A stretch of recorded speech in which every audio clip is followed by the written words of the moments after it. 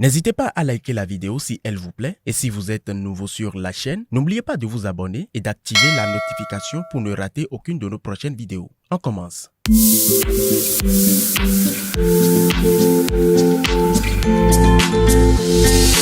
Amis internautes, bonsoir et merci d'avoir pris le rendez-vous de votre émission Au-delà des églises. Ce soir, je reçois pour vous une femme journaliste que je laisse se présenter à vous. Bonsoir madame. Bonsoir Marianne, bonsoir aux téléspectateurs de Miséricordia Audiovisuel Service. Je suis Hermine Akbonan, je suis journaliste, je travaille au service de la production de la radiodiffusion nationale. Je suis la réalisatrice des émissions Tout au féminin, Leçons de vie et Junior FM sur Radio Bénin. Je suis également la présidente de l'ONG Femmes et Avenir. C'est une toute jeune ONG dont la vision est le bien-être intégral de la femme et de la fille. Et cela doit passer par la restauration de son identité, mais également par une meilleure connaissance de Dieu, par un renforcement de son intimité avec Dieu. Je parle bien entendu de la femme et de la fille. D'accord. Voilà. Alors, avant d'en revenir aux activités de votre ONG, parlez-nous brièvement de votre parcours en tant que femme journaliste. Alors, j'ai fait des études comme tout le monde. J'ai fait le primaire, j'ai fait le secondaire et tout. J'ai fait les études universitaires, j'ai fait les sciences sociales. Je suis assistante sociale de formation. J'ai fait également la gestion et le développement des projets. J'ai fait la communication d'entreprise, mais vous avez compris, ma passion, c'était beaucoup plus la radio, c'était beaucoup plus les médias. Donc, je me suis formée également à cela, à l'ORTB, et ça fait quand même près d'une vingtaine d'années que je suis à l'ORTB. Donc, c'est beaucoup plus une affaire de passion, une affaire d'amour, voilà, par rapport à cette profession-là. Et on peut dire que je suis pleinement épanouie dans ce que je fais, Marianne. Beaucoup de Béninois vous connaissent plus à travers l'émission Noël des enfants que vous présentez. Dites-nous un peu d'où vous vient cette passion pour la petite enfance et pour la jeunesse. Alors, je me demande bien qui pourrait ne pas être passionné par la petite enfance et par la jeunesse, parce que nous avons toutes pris par là. Nous avons tous été enfants, nous sommes tous jeunes, parce que je ne vais pas dire que je ne suis pas jeune.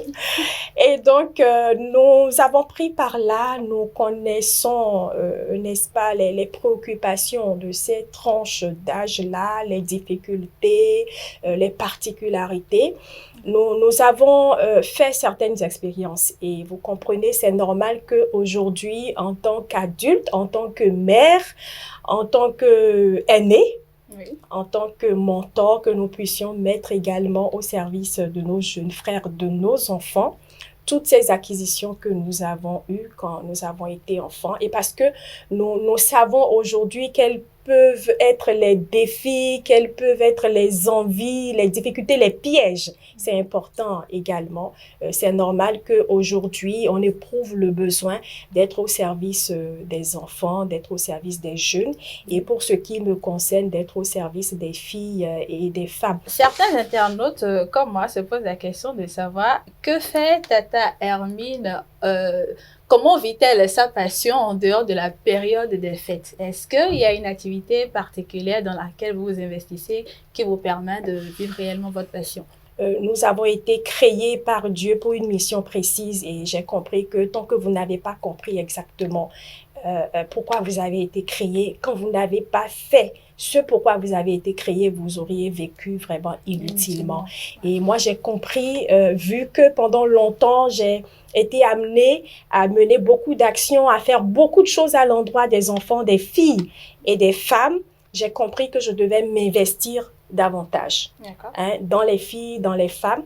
Et c'est de là qu'est partie justement l'idée de la création de l'ONG Femmes et Avenir.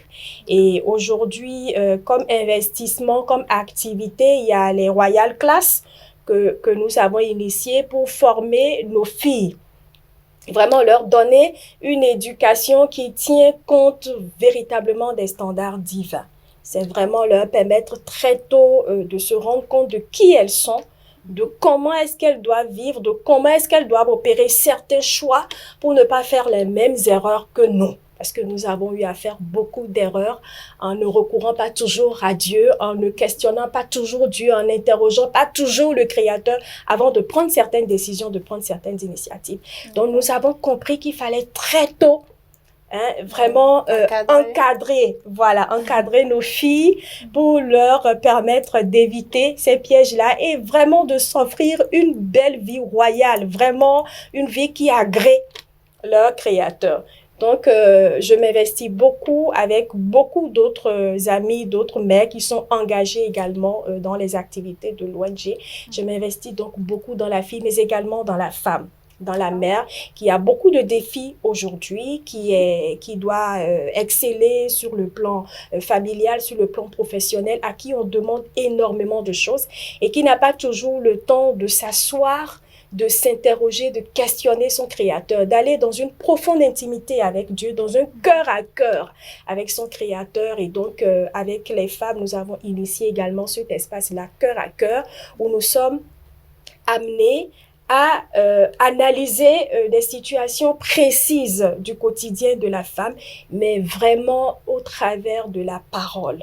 Vraiment en regardant dans le miroir de Dieu, en nous questionnant, en recourant chaque fois à ce que Dieu a préconisé par rapport à telle situation, parce que nous avons compris que la clé, la réponse à tous nos problèmes, je dirais la solution pour être plus précise, à tous nos problèmes se trouve dans la parole de Dieu. Parlons des activités, vous parlez tout à l'heure des Royal Class.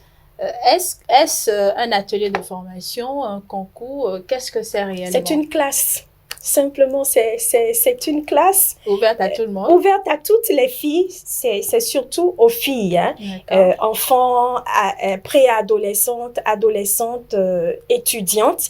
Mais nous avons compris que même les femmes, je vais dire les jeunes adultes, donc entre 20 jusqu'à 35 ans, sont intéressées puisqu'elles se sont inscrites également pour participer au Royal Class. Donc, le programme sera chaque fois adapté en fonction des âges des participantes. Donc, en fait, c'est une classe. C'est une classe que nous animons tous les premiers samedis de chaque mois. Et pendant cette classe-là, nous avons des contenus, nous avons des échanges, nous avons des ateliers, nous avons des exercices pratiques, mais nous avons également beaucoup d'autres activités de divertissement, mais vraiment sains. Vraiment sain pour intéresser nos enfants, pour intéresser nos filles et pour les amener à véritablement faire un choix de vie qui posera moins de problèmes par la grâce de Dieu après. Et voilà. Les prochaines Royal Class vont se tenir où et c'est quand? pour très prochainement, c'est pour le samedi 3 octobre à partir de 8h30 et ce sera au Centre Paul VI à Saint-Michel. Ce sera de 8h30 à 12h30. Donc voilà pour le mois d'octobre. Vous êtes également une femme catholique, mère, femme au foyer. Comment faites-vous pour gérer toutes ces obligations? Bon, ce n'est pas facile, mais je sais pas si je dois dire que c'est une chance ou pas parce que même si vous avez des enfants en bas âge, la solution, c'est toujours l'organisation. Oui. C'est toujours la planification. Moi, j'ai la chance aujourd'hui, ma fille, elle est grande. Donc, cela me permet quand même d'être un peu plus libre. Voilà, c'est cela. Mais ça ne veut pas dire, moins stressée, ça ne veut pas dire que je ne suis pas présente. Ça ne veut pas dire qu'elle n'a pas besoin de moi. Ouais. Je fais tout pour être présente. Je fais de mon mieux. Mais vous savez, nous avons des limites en tant qu'être humain. Nous avons des limites. Nous ne pouvons pas tout faire. C'est pour cela que nous avons besoin du secours de notre Dieu. Nous avons besoin de le prier et de lui demander de nous assister parce que sans lui, sans le Saint-Esprit, sans Dieu, on n'y peut rien, on ne peut pas. Parce qu'on n'est pas là tout le temps avec les enfants. Moi, je suis avec vous aujourd'hui. Elle est au collège, elle va rentrer, je ne suis pas là. Alors, qui s'en occupe? Qui veille sur elle si ce n'est son Créateur, si ce n'est Dieu?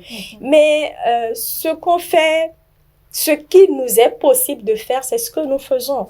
Nous nous organisons, nous planifions, nous faisons des provisions à temps, nous faisons beaucoup de choses que nous mettons au frigo pour être réchauffés le soir quand on rentre, quand on n'est pas fatigué, on fait la cuisine, mais il y a des choses qu'on peut réchauffer. C'est en fait une question d'organisation. Ce n'est pas facile, mais avec de la volonté, avec de la stratégie, je pense qu'on y arrive et on arrive quand même à se comprendre, à s'organiser, à impliquer tout le monde parce que si ça repose entièrement sur les épaules de la femme, de la mère, de l'épouse que nous sommes, ce n'est pas toujours évident.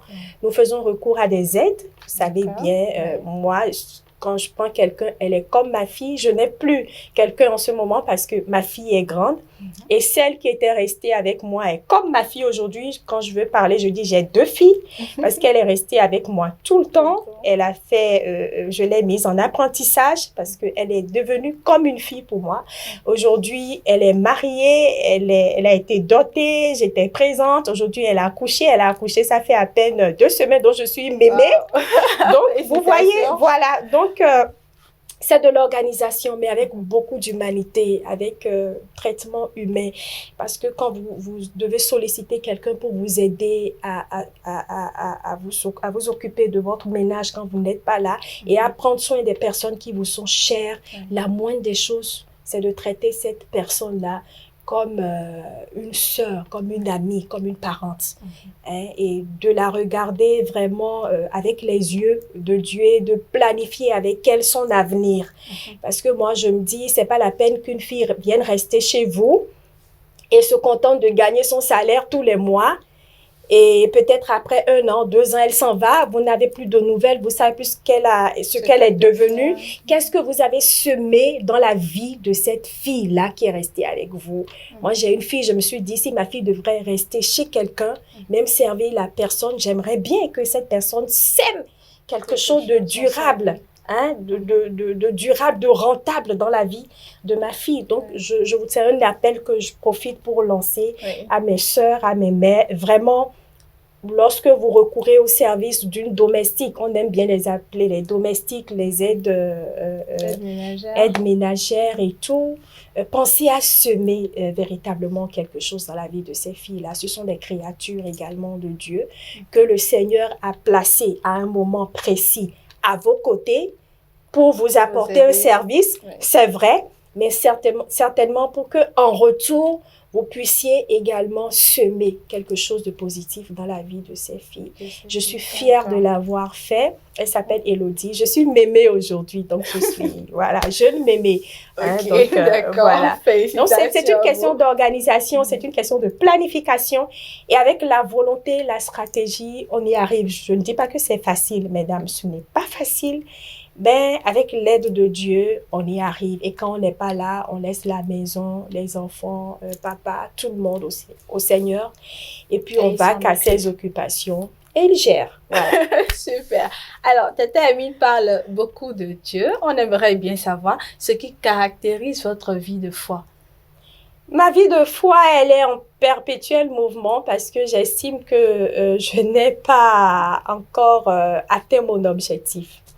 Je suis toujours dans la quête d'une intimité vraiment intime, excusez la tautologie, avec Dieu. Je ne peux pas dire que j'ai une vie de foi déjà accomplie. Non, elle est tout le temps en mouvement dans ce sens qu'elle est tout le temps en train de vouloir en savoir plus. De vouloir en savoir plus. Et donc, voilà. Donc, c'est la prière, c'est la méditation, c'est beaucoup de lecture. C'est également être en action, être à l'écoute et être en action par rapport à sa mission, par rapport à ce que le Seigneur vous met à cœur de faire. Oui. Et ce n'est que ça, en fait, moi, ma foi. Et je suis quelqu'un de très positive. J'essaie de cultiver cette positivité chaque jour un peu plus. Ce n'est pas facile, mais j'essaye et j'en demande chaque fois la grâce à Dieu pour toujours faire mieux parce que je pense que la créature merveilleuse que je suis, que Dieu a créée, peut faire mieux et toujours mieux. Voilà. Nous vous le souhaitons vivement. Merci, amen. Et pour vous qui êtes, je vais dire, presque tout le temps au contact des enfants, selon vous, comment peut-on garder un cœur d'enfant au vu de tout ce qu'offre aujourd'hui le monde actuel? Comment garder un cœur d'enfant quand on a grandi, quand on est adulte, ce n'est pas facile. Mais je pense bien que c'est ce que le Seigneur nous demande d'ailleurs. C'est de ressembler aux enfants, aux tout petits. Certainement en faisant recours à leur innocence, à leur naïveté, entre griffes, parce que ce sont des êtres vraiment qui sont très attachants et qui renouvellent systématiquement, régulièrement leur regard sur les autres. C'est pas des êtres qui vous tiennent rancœur, qui sont rancuniers, qui sont... Voilà, donc moi... Essayer d'entretenir ce cœur d'enfant, c'est essayer. Je dis essayer parce que ce n'est pas évident. Ouais. Je dis essayer, ce n'est pas évident, il faut en demander la grâce. C'est essayer de renouveler chaque fois sa façon de voir les choses, de ne pas être statique, de ne pas être stable. Ça vous évite d'ailleurs de vivre toujours blessé parce que nous, les adultes, nous accumulons beaucoup. Nous oublions peu et nous tenons toujours compte de ce qui est passé. Voilà, de ce qui est passé pour prendre des décisions, pour avancer. Donc, les enfants, eux, ils ne sont pas comme ça. Quand vous avez offensé un enfant, tout de suite, même, vous êtes sa mère, vous l'avez tapé tout de suite. Dès qu'il a besoin de réconfort, c'est encore vers vous qu'il va. Donc, c'est un peu ça. C'est essayer chaque fois d'avoir un regard nouveau sur les choses qui se passent autour de nous pour éviter autant que faire se peut de juger, de tomber dans la critique et voilà, c'est aussi une façon de se remettre en cause chaque fois pour être meilleur. Quel sera votre mot de fin? Mon mot de fin, c'est juste un merci et tous mes encouragements par rapport à ce que vous faites à Miséricordia Audiovisuel Service. Merci. C'est la première fois que je viens dans votre studio. Et je dois dire que tout ce que vous faites est à encourager. Je voudrais vraiment vous demander de ne pas abandonner, quelles que soient les difficultés, parce que le Seigneur a besoin de vous pour atteindre les cœurs, pour se faire entendre. Et je suis persuadée que cette chaîne a de l'avenir.